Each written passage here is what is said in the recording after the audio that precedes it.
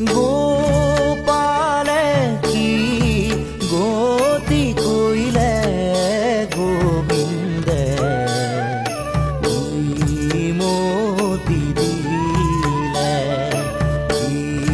মতি দিলে নাথ বিফলে বয়ন খব জ্ঞান ৰে মতি দিলে ভৱ গহন বন হাতী মোহ পাশে চন্ন তাতে হামুহৰি নবেদাই